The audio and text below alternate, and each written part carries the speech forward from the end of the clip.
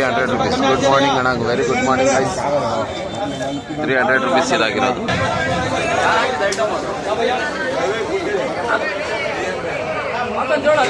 ಒಂದು 300 300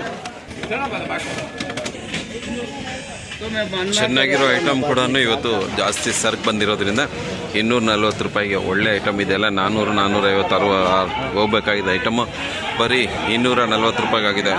240 rupees today Kolar tomato market. This tomato 240 rupees.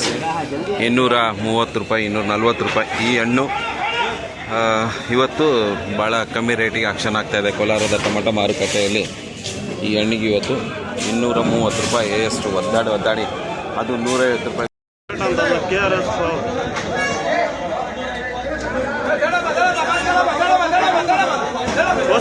ಗಾಡಿ number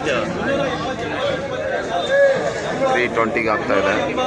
380 ಆಯ್ತದು. 350 400 420 420